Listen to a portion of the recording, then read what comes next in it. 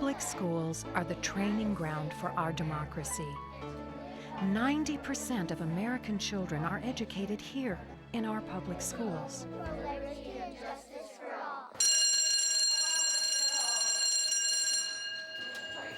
What happens to our public schools affects us all. I think it might be valuable to talk about, what's going on there. Our country's founders recognized the central role public education plays in building a stable society. John Adams wrote, "The whole people must take upon themselves the education of the whole people and be willing to bear the expense of it." More than 2 centuries later, Lyndon Johnson said, "There is no institution more fundamental to democracy than public education." When a man sees a mountain, what does he do? Climb it. Is that if you can go to school, you can get a good job, and then it's the rest of the family for the rest of generations.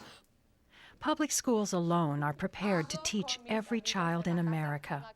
All are welcome here, and everyone is served, regardless of ability or disability, race or ethnicity, religion or economic status. Pero muy bien. Pizza. Oh, yo también.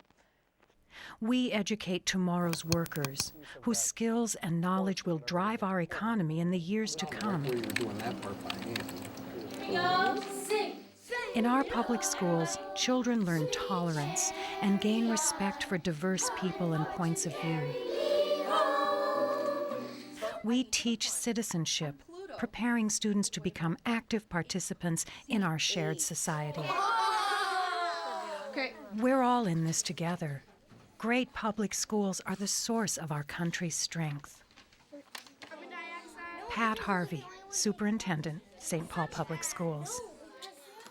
One of the things that we're most proud of in Minnesota is that we get it, we understand the importance of education. But if we don't invest in our schools now, we're going to lose this high livability that's so important for all of us. Never in my 35 years have I seen us at a point quite like where we are now. So what's up with public schools? Why are we getting a bad rap in some communities, and why aren't we getting much-needed funding from the legislature? Do you think that that is your decision to be responsible for yourself? If you do, raise your hand. Yes, exactly. Very good. Anyone who visits St. Paul Public Schools can clearly see that our schools are safe, caring places, pulsing with multicultural energy, a stunning variety of choices, academic excellence, and democracy in action every day. What do you think would happen to America, our civilization, if we gradually started to spend less and less money on education? Maybe, more or less. High school classes get bigger, then people will start dropping out of school more because they're not getting paid attention to, then that'll lead to more poverty. How do you see education helping you to become the person that you want to be? Well, I think that without an education, I won't be as successful and knowledgeable.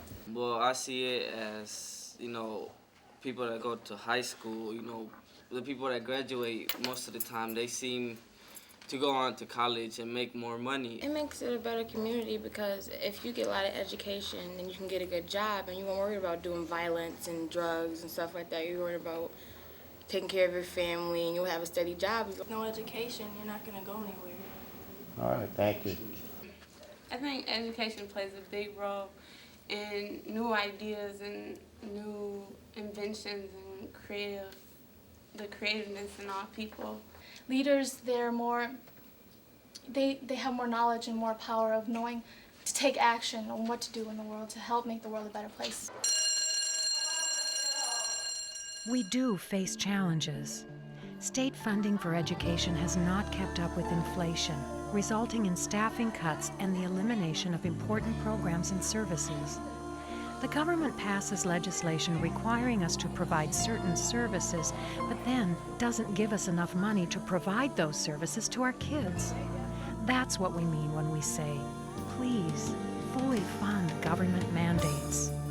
To balance the budget, we've cut after-school and early childhood programs that were good for kids. class sizes are larger.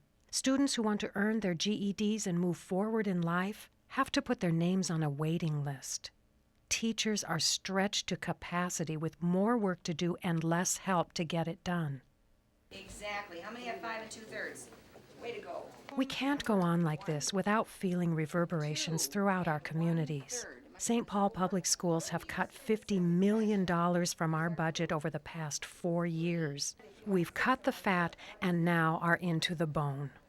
If something isn't done at the legislature this year, we will have to cut an additional $24.3 million out of next year's budget. Okay, time's up. Who wants to take the challenge? 16, 17, and 18. John Gunyu, former state finance commissioner, city manager of Minnetonka. Well, education has always been a core value of all Minnesotans. We haven't distinguished between where our kids live or don't live. It's important as a state. Unfortunately, we're disinvesting in education now. To give you an idea, just a decade ago, we were ranked 9th in the country in the amount of our resources that we were putting into education. Today, we're 27th. I mean, we're not even average anymore. What does that say about us as a state, that we've allowed our commitment to education to fall that far? All we're asking for is enough money to keep up with inflation. Our schools must remain vital so that we don't begin the downward spiral that other large cities have experienced. St. Paul deserves a better fate. St. Paul deserves a better future. Oh yeah. There you go, good. Gotta be faster. There you go. We welcome your requests for accountability in teaching and learning. We want the public to understand and support what we do. We welcome competition from other educational providers. We believe competitive innovation helps us improve our product. Okay, we'll have to look at the numbers. We'll have to see. We're asking the legislature to fully fund all current mandates and to put a halt to unfunded mandates so that we can budget wisely. Stop the cuts. We're asking for a $250 per pupil increase for each of the next 2 years in order to close the gap on inflation, restore funding for our schools. How many points do you think you're going to have to find the equation? In Minnesota, we value education and its contributions to our way of life.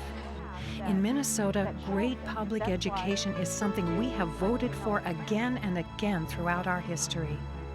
Taking good care of our public schools now is critical to the continued success of our state. Contact your legislators today. Tell them that great public schools are the source of our country's strength. Ask them to stop the cuts and restore funding for our schools.